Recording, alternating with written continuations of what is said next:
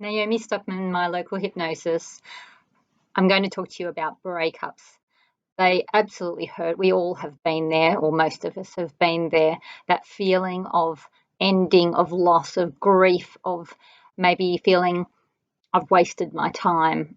This didn't go anywhere. My hopes have been shattered. All my dreams for the future have been taken from me. I've been perhaps betrayed, perhaps just a feeling of being ripped off, not given what I was promised.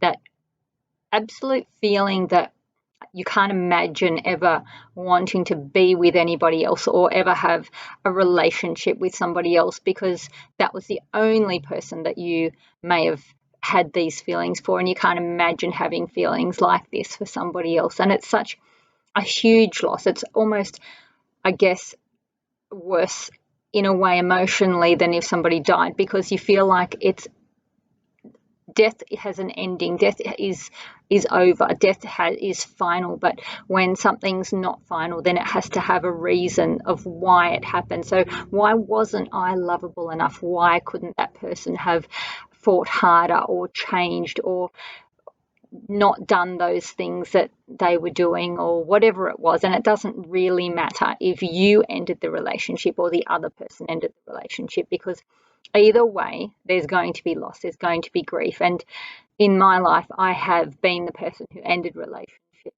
And I can say that that can be the most painful thing that anyone really, it's just as painful as when you're not the person that ends the relationship. Because if you're ending a relationship, there's usually a reason that you're ending the relationship. So what's the solution? How do we get through this really difficult time?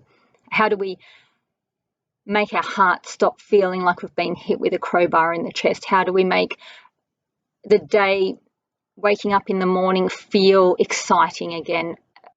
And it's, a lot of people might say, they get back on the horse, go back onto online dating, or get out into the club scene, or whatever it is that you're going to do to try and meet someone else quickly, like fill that position so that you're not alone and unloved and hurting. But I say do the opposite. Do the opposite and sit with yourself for a little while. Spend that time to be able to give yourself some closure, some time to process your emotions, time to process.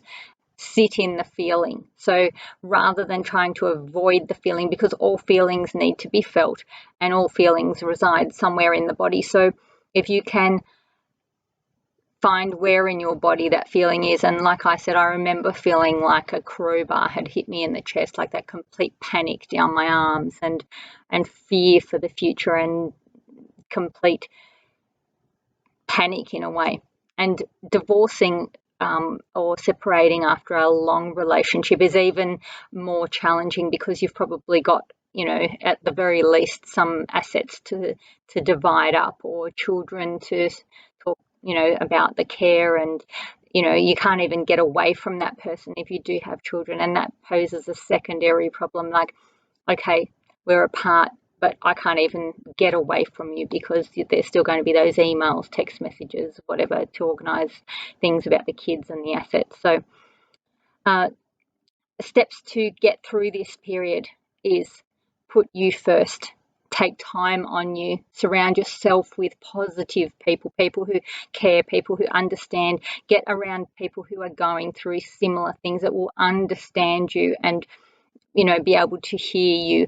And remember to feel those feelings, give them a name, acknowledge them. Yes, I feel you.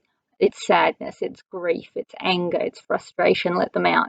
Don't shut them down. And there's nothing worse than going on a date with somebody that's, you might have said to them, tell me a little bit about yourself, and they start to ramble on about their ex who dumped them, left them, and, then you hear everything about their ex-partner. If you're in that stage, I advise you do not leave the house in the dating world. That's not where you want to be.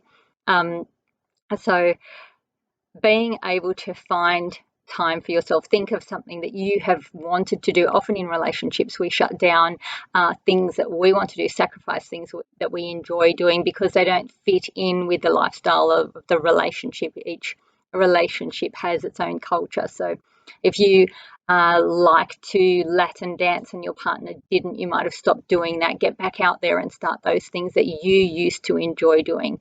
Fill your days with getting in touch with nature, earth, yourself, your friends. Reconnect with people, because when we're in a relationship, we do have a little bit less time, and our needs might be met in the relationship, so we spend a little bit less time socializing or reaching out to friends, family, and that kind of things at times, because we're all busy, we all work, all that sort of stuff. And just give yourself a chance to be able to take stock of where you are right now. Where are you right now? Where are you physically right now? Where are you financially right now? Where are you emotionally right now? And you can write that down, because it will give you a chance to look back and see how far you've come. And you will look back and see how far you've come. So get a stock take happening. This is where I am now, and it might be the shittest place you've ever been, and that's okay. So once you've got stock of where you are right now, start to sit down and think about where you would like to be. Where would you like to be? How would you like to be feeling? Where would you like to be living? And this is where we sometimes come up with excuses. So we might say, oh, but I can't because, and I don't have the money because, and my kids because, and my whatever. Those excuses, when we make excuses, that is the sign that we need to push past, because an excuse is not a strategy. That's not somebody else in your situation could, would, and will. So when you hear those excuses, shut those down. Say, right, write the excuse down as well. So, for example, if you say to yourself, well, I'd like to be living near the beach, and then your brain says, oh, I can't because I can't move the kids' school. Right, I'd like to live near the beach, and my excuse is I can't move my kids out of that school. Write the excuse down as well, and then start working through which changes you can make in your life. So if, for example, you've always wanted to join a soccer club and play soccer, get out there and join the soccer club, play soccer, meet new people, be active, be uplifting, and just that feeling of doing something for you will give you and fill you with such strength, such power, such a different feeling to that feeling of helplessness that sometimes will engulf us when we're in that space of separation. So anything that you can get in control of, any choice you can make that will empower you, any decision you can make on your own, make that decision, take that action.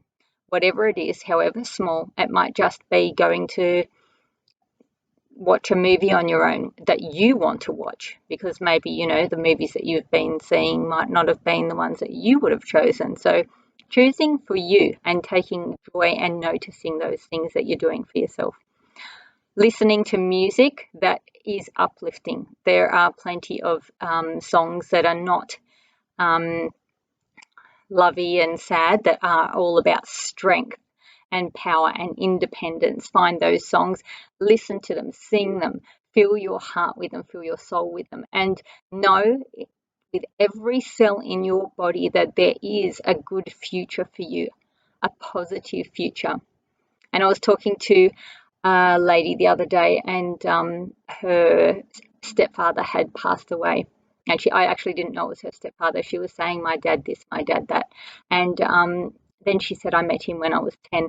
And she mentioned that, how heartbreaking it was as a child to have her parents separate, and that later she realized how good it was because she had had this wonderful stepfather come into her life who just absolutely adored her, gave her real joy and guidance and love in her life, and was really there for her in all ways. So no matter when you're in that lowest point, when you can't imagine anything better, take the time to imagine, or to, you don't even need to be able to see it, but just to have faith that there is more, there is better, there is things that you would never have known to be possible are waiting for you, and they're just around the corner, and it will feel so good.